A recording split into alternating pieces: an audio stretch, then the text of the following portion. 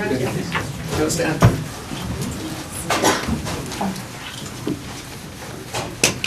Allegiance to the flag of the United States of America and to the republic for which it stands, one nation, under God, indivisible, with liberty and justice for all.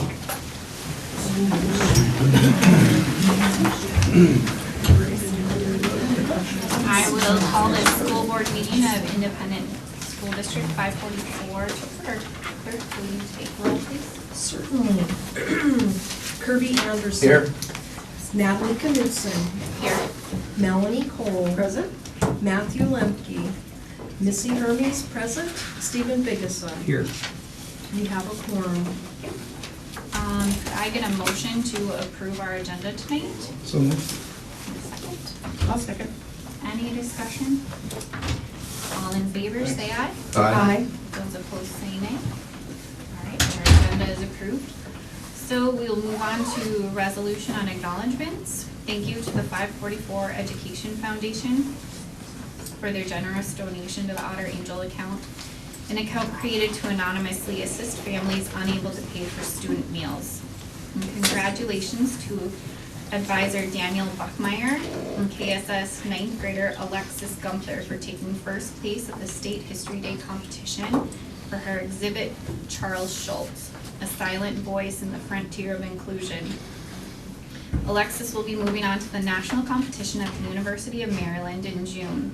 Also honorable mention to IQ Academy 6th graders Saya Roberts and Isabel Ray for their 4th place finish. Could I get a resolution and move for its adoption? I'll offer that resolution and move for its adoption. And I'll second that. Missy, will you take roll? Yes. Natalie Knudsen. Yes. Melanie Cole. Yes. Missy Hermes, yes. Stephen Biggessa. Yes. Kirby Anderson. Yes. The resolution is adopted. Tonight we have some reports. So our first report will be from Scott Kolbeck, elementary principal at Adams and McKinley.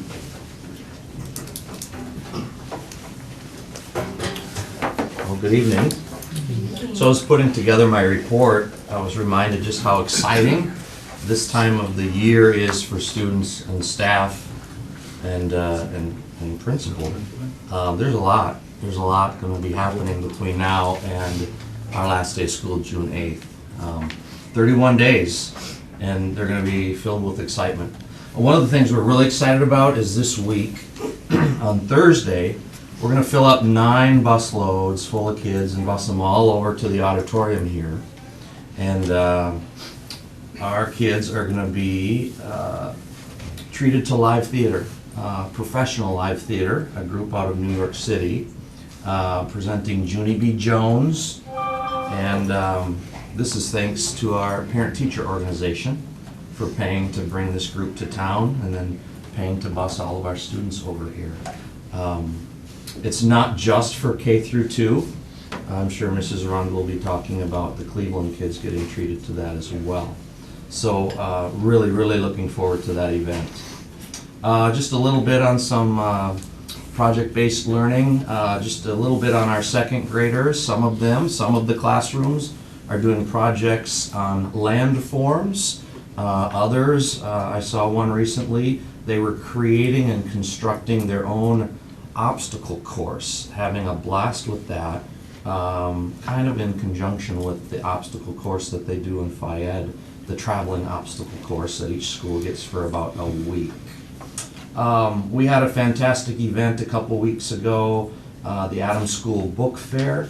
A special thank you to Pam Sherman for organizing that entire event. It was a Western theme. We estimate that 850 people walked through the doors over a 4-hour period of time. The weather was gorgeous that night. We grossed over $10,000. We netted over $2,000 plus another $750 in scholastic dollars. Served 320 pieces of pizza and 420 servings of popcorn.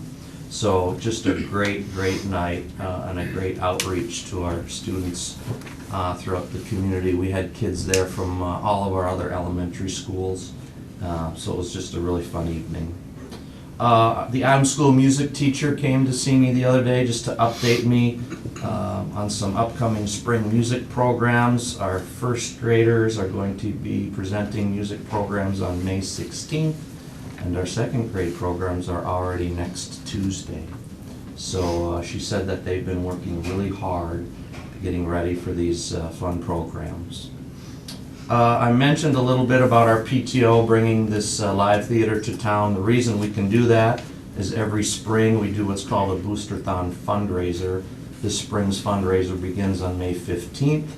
In past years, the goal has been to raise $30,000. We've always met that goal, so we're going to up the goal to $35,000 this spring. The culminating event is the Fun Run on May 23rd here at our high school track. Kindergarten Farm Day, always a big hit with our students and also a great experience for our FFA students. Thank you to Dennis Wutsky and his FFA students for putting on Kindergarten Farm Day here coming up on May 19th. A little bit about our public library summer outreach. I know that our first grade kids at Adams School will be walking to the library. And then somebody from the public library will be coming out to us to give a second grade presentation. This is something that we do every spring. Maplewood State Park, our second grade students will be visiting Maplewood State Park here in the month of May, rotating through 7 various stations, each station about a 10 to 15 minute station, outdoor environmental education. Thank you to our second grade teacher, Mary Stish, for organizing this and finding this activity for our kids. And again, a thank you to our parent-teacher organization for covering the cost of the busing so our kids could experience that at Maplewood. 4th grade orchestra tour. We do this every spring. Our 4th grade orchestra tours our elementary schools in town. It creates a lot of excitement for our younger kids who then I think start to picture or envision themselves maybe one day joining orchestra. Our zoo trip is a 1st grade event. Again, thanks to our PTO for paying for that. We pushed our zoo trip back to June 1st. It was going to be later in May, but since our school year has been extended with some snow days, we decided to reschedule that into June. We have spring map testing coming up the week of May 8th. Spring map testing, or winter or fall map testing for that matter, does not take as long as it used to because all of our classrooms have Chromebook carts. All of our students have Chromebooks, so we can have lots of classes testing at the same time. So we're looking forward to getting those results and seeing the growth of our kids, comparing where they were in the fall versus the spring in the areas of reading and math. Last week we had severe weather awareness drills, also known as tornado drills. Probably had the best drill we've ever had at Adams School.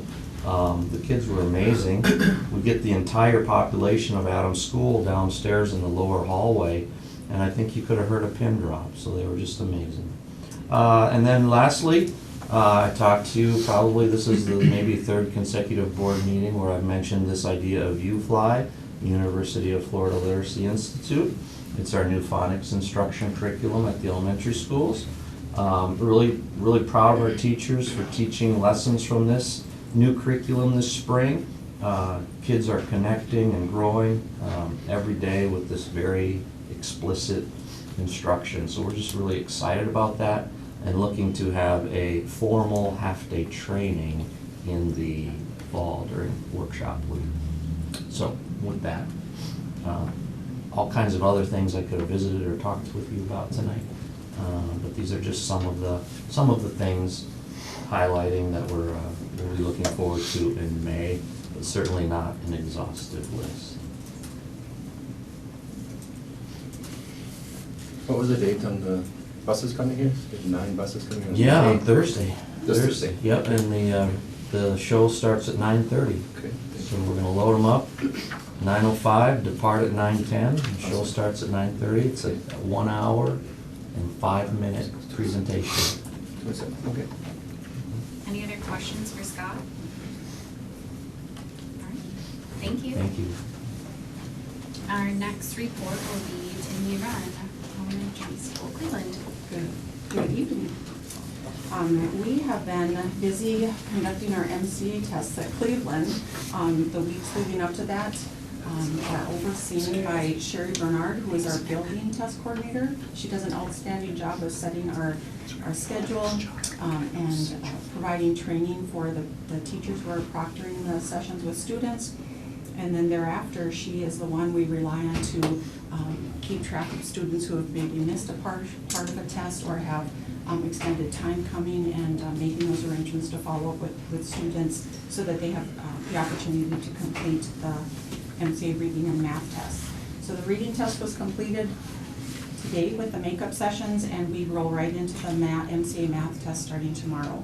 And like Mr. Colbeck mentioned, now that we have students taking the MCA test in their classrooms on Chromebooks that they're familiar with using, it narrows that window of time that's needed. So we're able to conduct this in 2 weeks, 3 days each week, and then makeup sessions as need be. So it's going smoothly, and we are excited to share those results with students and look to measure their progress this year. During the first week in May, which is already next week, we will be conducting the spring universal screening and then the STAR reading and math assessments. And so with those data points and the MCA scores, we have a data day where we will be looking at all student data points and identifying students who are ready for a challenge and others who might benefit from a different sort of intervention so that their skills get to grade level and foster their success. Last Friday, we had 9 fourth graders who are in the accelerated math class this year participate in the Math Masters competition at Lakes Country Service Co-op. It was a great opportunity for them. They had a great experience, and we were able to celebrate with them when they came bouncing back into the Cleveland building wearing their yellow Math Masters shirts. They were all excited. We had, let me think here, we had 4 students place in the top 8 places out of 39 participants. Henning Gersman placed in 7th place, Caden Karst in 5th place, Jared Stish in 3rd place, and Bentley Steiner took 1st place in the individual rounds. And then they made, they participated in the team rounds in 2 teams. The 1st place finishers, the Math Minions, Jared Stish, Sam Caldo, Caden Karst, Sam Harsted, and Henning Gersman. And the Math Magicians took 3rd place, and that team consisted of Tova Ronovic, Clara Anderson, Josiah Tisver, Jacob Holmbeck, and Bentley Steiner. So they celebrated by having a pizza party and spending some extra time together that day. So great experience, and a big thank you to Krista Simongard for coordinating that and taking those teams over to the Math Masters competition. And then junior duck stamp results. I'm going to tell you more about this at another board meeting, but we had, this is a compilation of students' duck stamps. Each year, our Prairie Science class students, and it's open to other students in our area as well, but they take the time to study birds and wildlife and have that opportunity to create a stamp featuring a particular duck, and they're submitted, judged, and we just got the results back. So students were learning who placed in different categories, and their work is being acknowledged. And it will be on display at Prairie Wetlands Learning Center here in the near future. So when we have more about that, and then specific printings, it'll be kind of fun to put those in a little booklet and just be able to bring and share with you, hopefully at the next meeting. And then, as Mr. Colbeck mentioned, we are excited to have TheaterWorks USA come and perform for our 3rd and 4th grade students this Thursday as well. 3rd and 4th graders are attending a performance at 1 o'clock in the afternoon, and we're hoping that we have some beautiful spring weather to walk over and back that day, and if it's raining, we'll come up with a plan B. And then I also wanted to share our Prairie Wetlands Learning Center students in 4th and 5th grade will have a great opportunity this Thursday and Friday to work with an artist named Katrina Case. She is going to be teaching students how to do some adventure painting. And then this opportunity is open to our public as well. She will be doing a class for adults on Saturday morning. I think there's still room for registrations, but I just brought these with for whoever might be interested. Help yourself to those when you are leaving this evening. Fourth grade orchestra. Fourth grade orchestra has 3 remaining morning rehearsals, and then they will be on tour on May 4th. They start their day putting on a concert for their Cleveland classmates, 3rd and 4th grade classmates. And then they tour around the towns, going to Adams, McKinley, and OLV, performing concerts at each of those venues throughout the rest of the day. And they pause at the Center for the Arts and have lunch and a little bit of a matinee to relax and enjoy and kind of catch their breath and find their second wind to get them through the afternoon. And then the rest of May, our May calendar is action-packed. We have students, all the 4th grade classes will have a day where they are spending time in an outdoor classroom at Glendalough State Park with a variety of activities planned. 3rd grade students will have their final field trip to Prairie Wetlands Learning Center. We have a number of classes that are walking to the public library to learn about the summer reading program and give students who might not have had the opportunity to visit the summer library, see where it's at and what is all that is offered there. We have 3rd grade classes who are studying community and our community resources. There are field trips lined up to the fire station, the police department, and also City Hall. We have 2 classes still going out to the Otter Tail County Museum. And then Prairie Science class sections have their celebration day where they invite their families to come out, and they have that opportunity to highlight some of the discoveries that they have learned about this year. And then also field day if there's time remaining in the school year. So May is an exciting action-packed month, and we look forward to that. So. And that concludes my report this evening. Any questions? All right, thank you. Thank you. All right, our next report is Highland Hurst, our middle school principal. Good evening. Middle school is testing in the MCAs this week. We completed our English testing last week, and math is on the docket this week for all students in grades 5 through 8. Students in grades 5 and 8 will take the science test soon after that. I just want to say a big thank you to Hannah Lehman. She organizes a lot of this, and it's really well planned and communicated. She tracks makeups. She really does a great job of that whole process, so we're really thankful for her help and support.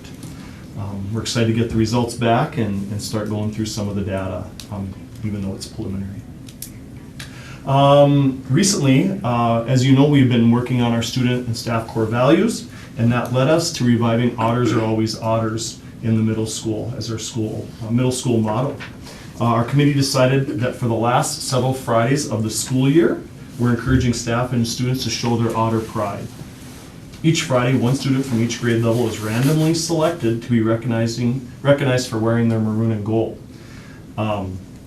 If they are, the students are given kind of a cinch backpack that says Fergus Falls Otters on it, Otter Pride. So that's what they win if they're, so the first Friday was very interesting because it kind of looked like a University of Minnesota football game, because there was a lot of maroon and gold and a lot of Otter Pride being worn that day because they wanted to win something. Also, one lucky staff member will get, if they're dressed up, they get a $5 a gift card to Perks. And you know what? We had to go to the second person this last week, but I think that encouraged some of the staff too. So maybe we can make an Otter Pride Friday just with a few dollars and a few encouraging everyone to get on the same page. Thank you to the Middle School Student Council for their support, and Mr. Steinbrenner for their help in organizing that. Otter Pride Fridays.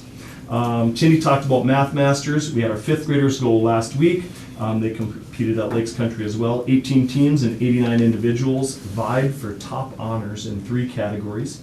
The fact drill, individual, and also team competitions. One Fergus Falls team took 4th place in the 5th grade, so that was great. March 2nd, we had the 6th graders go, and there was 12 teams there, and we placed first and second in our competition. So we have approximately 30 participants meeting after school over the last several weeks to sharpen their skills in this program. A thank you to Kelly McGovern, who's been the advisor this year, and she really did a great job. So thank you to her. This Wednesday morning, we have our 7th and 8th grade honor breakfast. Each spring, students with a GPA of 3.5 or greater in the first 3 quarters of the school year are invited to the annual honor breakfast. This Wednesday morning, April 26th, we hold the recognition for the 7th grade, and then the following Wednesday, May 3rd, for the 8th grade. Parents and students are treated to a light breakfast, and then the student is recognized. In the 7th grade, 104 out of 218 students, 104 out of 218, were at a GPA of 3.5 or higher. So we're in the upper 40% there. And then in the 8th grade, it's 89 out of 199, so about 45%. That's a lot of kids doing really well. We shared those numbers at the staff meeting. I said, you guys, there's a lot of talent here, and I think the numbers went to the mid-60s or near 70 if you included the B honor roll kids. So a lot of kids do well.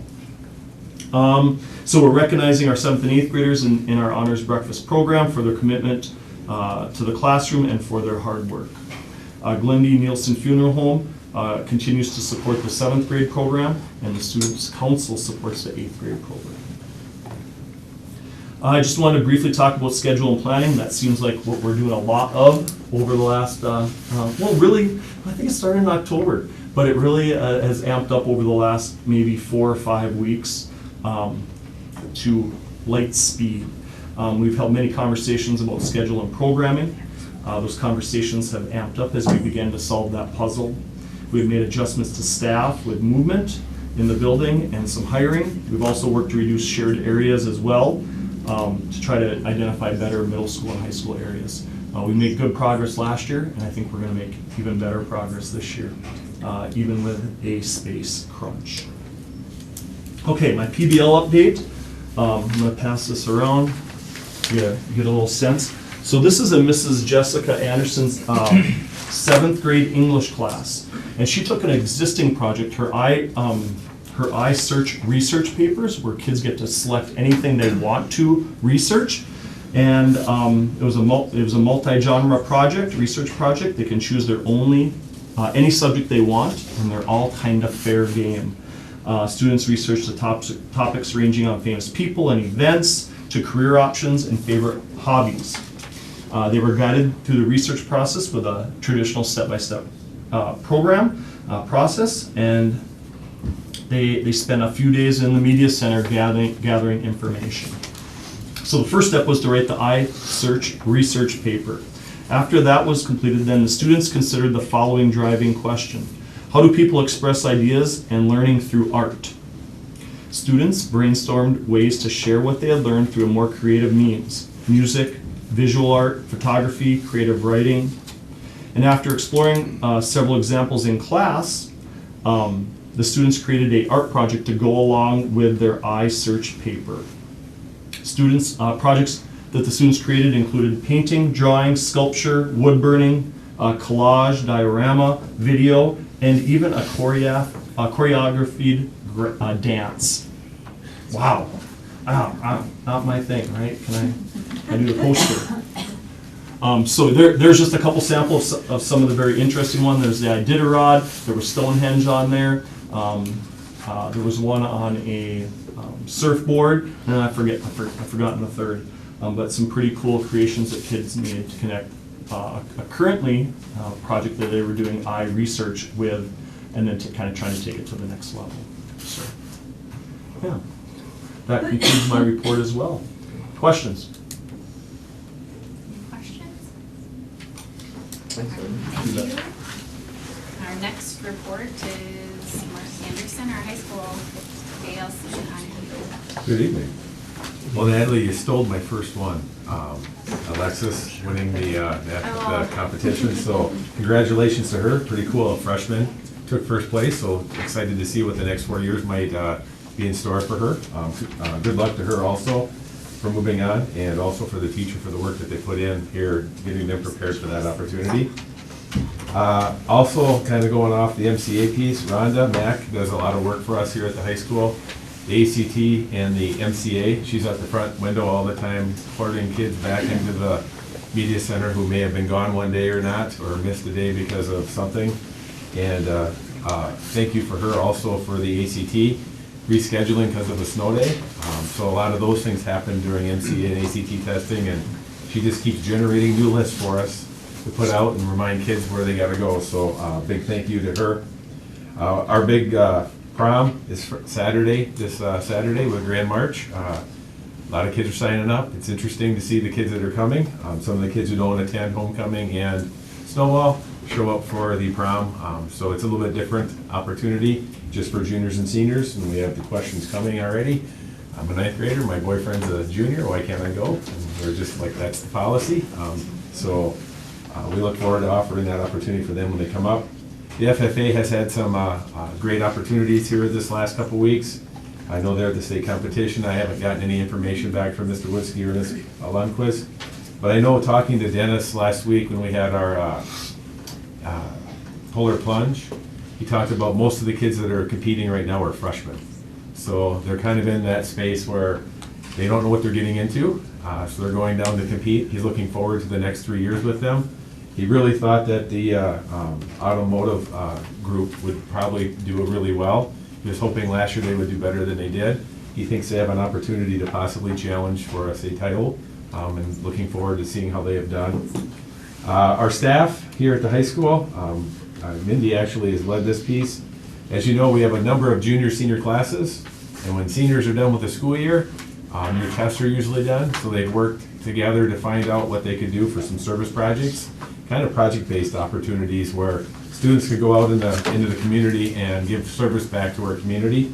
Some of the things we have listed as possible: planting flowers, playing music at the retirement nursing homes, helping at the prairie wetlands, going and volunteering at Humane Society, planting trees, volunteering at the public library, working at the veterans home, and then cleaning up parks and possibly places around schools here in the district. So an opportunity for kids to give service back to the community, which is important, and the opportunity to build our community and make it more beautiful. And then coming up in May, which is next week, we had this conversation today when we met. It's Monday. May 8th, we will have a senior signing day for all of our seniors from 8:20 to 9:10 in the auditorium. So they'll come and tell us if where they're and what they're doing, be it a gap year, military, college, or career. And we have a huge surprise for someone that day that's coming, and he does not know what's going to happen. So it's pretty exciting. So if you want to come join us, you can see what happens that day. The ALC, 5 of the 6 teachers have completed or implemented their PBL, and many have done multiple projects. We will also be at the ALC on May 8th at around 8:30. The chamber will come down with us. We'll present the opportunity for the seniors there to sign and tell us what they're planning on doing after graduation. And Kristen, actually, Lisa came today. She was more excited about what happened last year and the support that the students gave each other, the high fives and the hugs. So she's looking forward. So no pressure for the ALC this year. Kristen also talked about some of the work experience seminar students have engaged in a series of real lifelong scenarios, talking about leases, contracts, and things when you buy houses. Each student has a role to play, and being the leasee or the leaser. And what kind of questions are you going to ask when you're renting a house or an apartment or buying a house? And then they also talked about geographical locations to live, what the prices might cost here in Fergus versus southern Minnesota or another state. And also talked about the hiring process and skills there. They had to calculate potential pay, figure out if they had enough money, also with taxes, what the state and federal take away. What's your gross income? The opportunity to complete a monthly budget. So are you spending more than you're making? And that would be a problem. So they talked about that with their budgets fit. They were required to furnish their apartments and their house with the necessities and then collect that budget also. They had to write a reflection at the end. I want to come over and read these and see what they look like. They had to stay within their budget. If they went over, they had to tell why and kind of some things that would change their opportunity in spending in the future. She is working on the summer programming. She and I actually met with Carrie Johnson, was that last Saturday? For about 3 hours and just kind of talked about the transition and pieces like that. So looking forward to that opportunity in the summer with that programming here, having them here up at the high school or at KSS. The advisory, the ALC is participating in Pay It Forward Day, Friday, April 28th. Advisories are cleaning up road ditches, reading it with elementary students, bowling with treatment students, and working with the Humane Society. We also have 20 students from the ALC that will be participating in the MAP Stars Conference, May 3rd, 4th, and 5th. This is their largest group of students that have qualified to participate. Students will compete in individual and team events centered around life skills. Students will compete in employment interview, public speaking, workplace relations, teen-parent decision-making, life smarts, and life smarts, to name a few. Right now, we have a potential of 24 students out of 32 who are looking to graduate. Hopefully, those stay consistent or grow. At IQ, they're finalizing some re-registration, making some phone calls on a daily basis between the counselors and Ryan. The other piece they have, IQ also had a couple of students, Cy Roberts and Isabel Ray, that were competing and became state qualifiers that took 4th place at the History Day. And Ryan and IQ have been busy.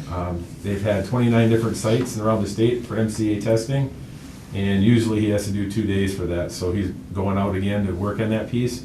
And he has a big thank you to Teresa for organizing that and helping the students and staff get that proctored and helping him get that organized for when he's off campus. That's our report. Any questions? Any questions? All right, thank you. Thank you. And then our final report will be from Superintendent Drake. Well, good evening. The building principals and I met this morning and needed to remind ourselves, due to the kind of crappy weather that's been extended into the spring, that we are not very far away from the end of the school year. And once May rolls around, things will be fast and furious, with lots of concerts and field trips and all kinds of things leading up to the culmination of graduation for our ALC students, our IQ students, and our KSS high school students. So exciting times, but certainly lots going on. A couple thank yous. This is Administrative Professionals Week, and we will celebrate in the district office recognizing our wonderful staff on Wednesday, the 26th. But appreciate all of the professionals working in our offices and helping us. Their work is greatly appreciated, and we couldn't do this without them, so many thanks to a highly qualified and dedicated staff. Also, to everyone that has been engaged in preparing our students for the MCA tests and administering them. It's a huge endeavor, and certainly we are proud of our results here as a district, but continually striving to do even better. So I look forward with anticipation to getting those results back from our spring testing season. Some congratulatory notes. We've talked about Alexis a couple times tonight, but thanks. Congratulations to her and to Danielle Buckmeyer for her work in advising. And then also congratulations to our 2 IQ students for qualifying for state, and just really pleased that this extra opportunity for enrichment was offered to our IQ students, and proud that they're taking advantage of it as well. There's a lot of names on this. I won't go through each of them, but we just, as mentioned earlier, had some really nice results with the math competition, Math Masters, that has been going on. And we do have some nice photos of those young men and women as well. But very proud of their accomplishments, both the 5th and 6th graders competing. Down at the bottom, you'll see the team competition was swept by first place finishers from Fergus Falls, and the Fergus Falls took 2nd place as well in the team competition. So some very bright young men and women that are competing in the Math Masters. And my favorite photo of this is on the next slide off to the right. But maybe a little bit of psych up prior to the first round of competition, but certainly a great photo there, and glad that Kelly McGovern shared it with us, and thankful for her work with the program. Speech, Aiden Shern and Lucy Michelson advanced to the finals. However, we did not have anyone qualify for state in speech this year, but congratulations to both Aiden and Lucy for making the finals.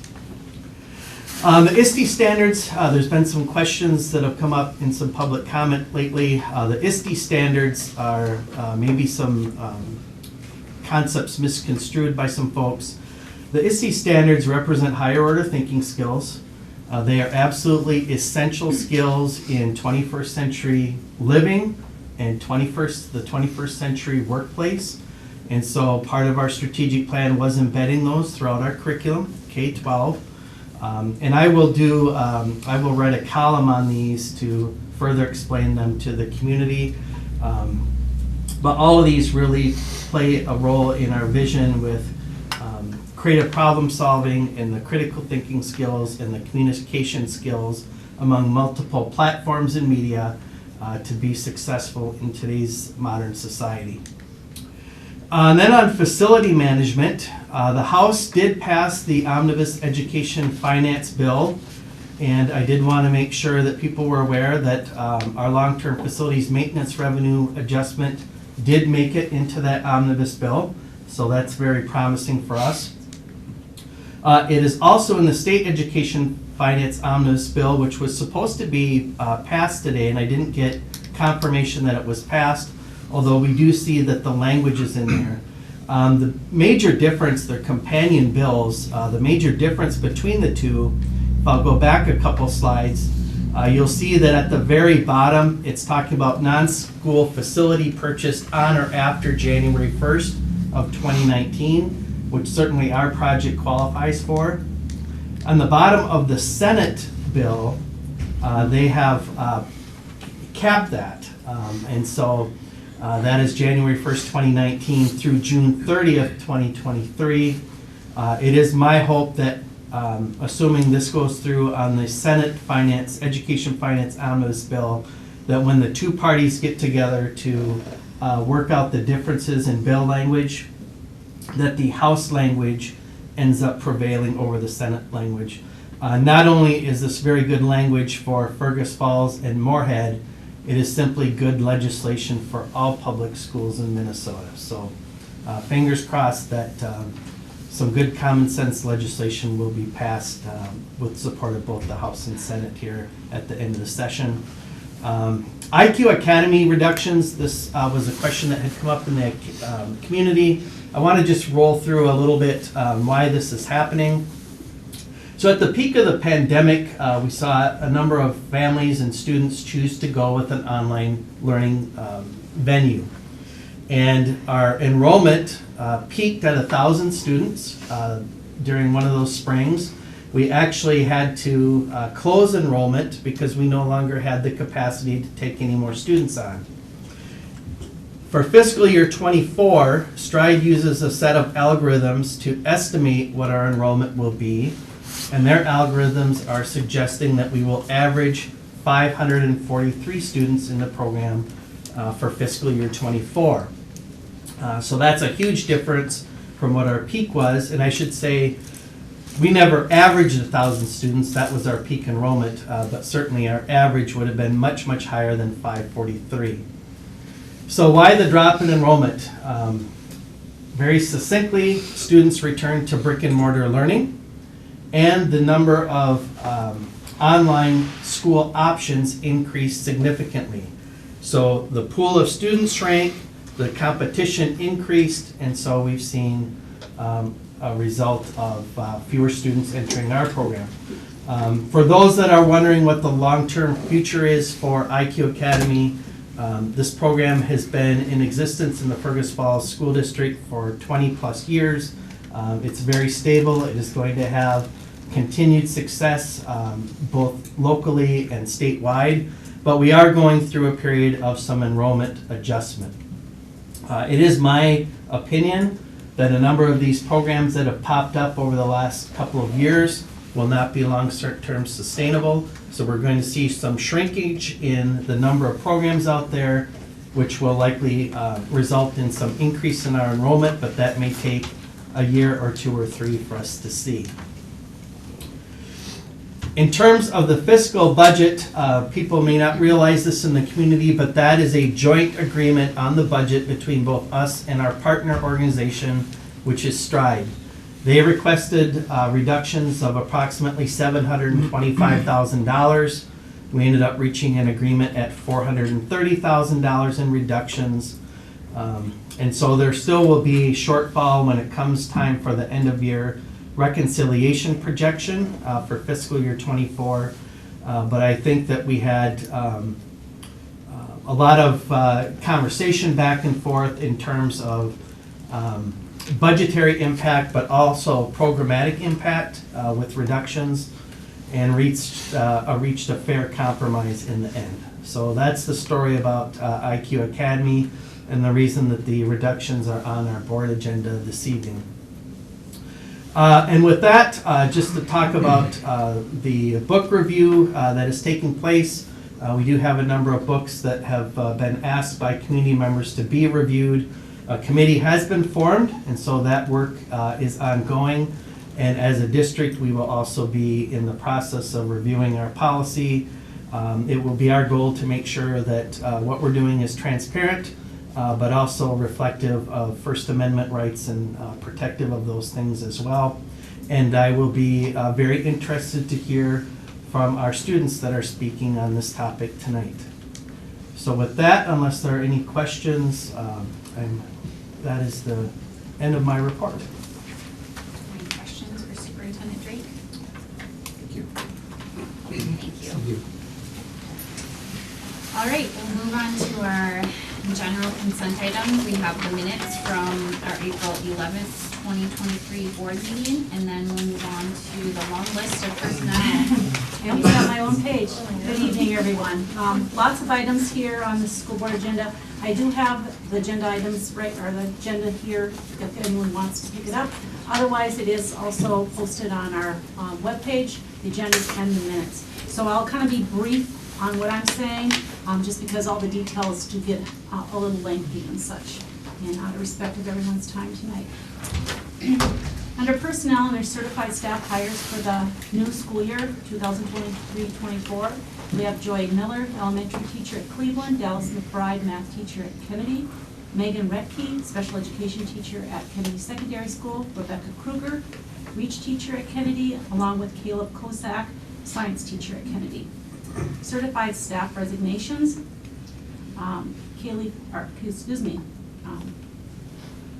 Carrie Flateau, science teacher at Kennedy Secondary School, Sarah Steinbrenner, special ed teacher, and Shelley Streck Simondet, work-based learning teacher. Sarah and Shelley are both teachers at IQ Academy. Those resignations are effective at the end of the school year. Certified staff 2023-24 contract requests. These are all from IQ Academy science teachers, which are requesting to rescind rights. Matt Damon, Vanessa Jacobson, Lori McNally, and Jennifer Smith. Under support staff resignations, we have Marcy Clausen, accounts payable secretary, and right below that you'll see we'll be hiring her in a different spot, or a different position, excuse me. Lisa Menefeld, paraeducator, along with Tara Price, paraeducator, Chelsea Hilbrandt, paraeducator, Ashley Conley, paraeducator, and Natasha Baker, special education paraprofessional. And then last support staff hire, Marcy Clausen. She'll be taking a new position starting our new school year, effective July 1st, as a part-time finance officer for the school district. So I'd recommend all those for board approval tonight. Thank you. Can I get a motion to approve the general consent items? So moved. Second? I'll second. Any discussion on them? All in favor say aye. Aye. Those opposed say nay. The general consent items are approved. We have no old business, so we'll move on to new business. We have a resolution non-renewing a probationary teacher. Whereas the teacher's name is a probationary teacher in the Independent District number 544. Be it resolved by the School Board of Independent District 544 that pursuant to Minnesota Statute 122A.40 Subdivision 5, and the district master agreement, the teaching contract of said teacher, a probationary teacher in Independent School District number 544, shall be non-renewed at the end of the 2022-2023 school year, effective June 30th, 2023. Be it further resolved that written notice be sent to said teacher regarding the non-renewal of the teacher's teaching contract. Notice of non-renewal for a probationary teacher. Dear teacher's name, you are hereby notified that at the meeting of the School Board of Independent District 544 held on April 24th, 2023, a resolution was adopted by a majority roll call vote to not renew your teaching contract for the 2023-24 school year. Your employment will terminate at the end of the 2022-23 school year, effective June 30th, 2023.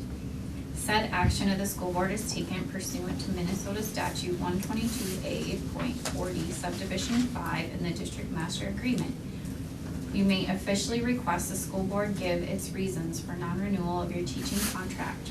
For your information, however, this action is being taken because of financial limitations. And our three teachers are Jennifer Carlson, Heather Miller, and Kyle Owings. Could someone offer that resolution and move for its adoption? I'll offer the resolution, move for its adoption. And can I get a second? I'll second that. Any discussion?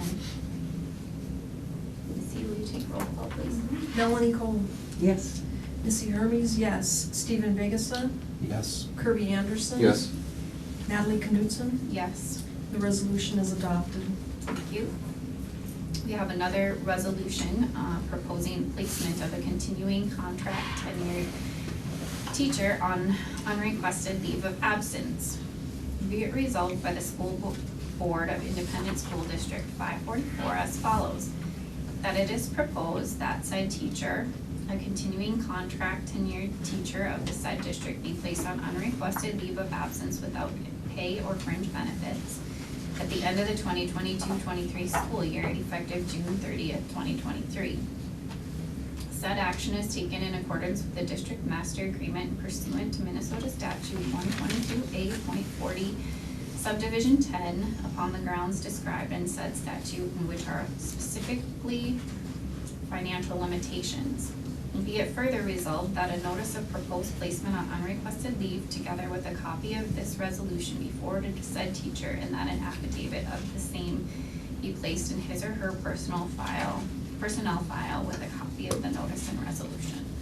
And there's a notice in the notes if you want to read it. We'll just kind of skip through that. And that each and all of the foregoing grounds of said notice are within the grounds for unrequested leave placement as set forth by MS 122A.40 subdivision 10 and Article 15, Section 2 of the current master agreement between the school district and the exclusive representative, and are hereby adopted as fully and though separately set forth and resolved therein.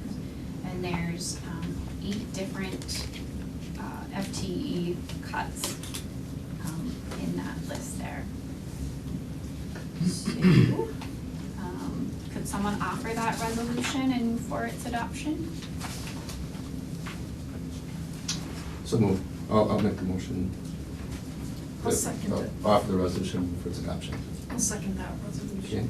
Any discussion on I that? think it's just important to note, I mean, there's 8 names there, but that's not like we're laying off 8 full-time people. Yeah, they're Each of- minimal. Each of those are either 1/6 or 1/3 teacher. It was the same thing with the first 3, they were all somewhat right around 0.6 or 0.25 FTEs. So there's 11 people involved, but it's not 11 full-time changes. That's good. Missy will take roll. Stephen Vigasa. Yes. Kirby Anderson. Yes. Natalie Knudsen. Yes. Melanie Cole. Yes. Missy Hermes, yes. The resolution is adopted. Thank you. Next, we have a request for additional certified staffing for the 2023-24 school year. 0.22 FTEs for social studies and 0.6 special ed administrator. Can I get a motion to approve that request? So moved. And a second? Second? Any discussion? All in favor, say aye. Aye. Those opposed, say nay. All right, that motion passes. Then we had a motion to approve our edits to policy 206. We've added a 206.A, point A, which public participation in school board meetings, complaints about persons at school board meetings, and data privacy, public participation, and engagement rules.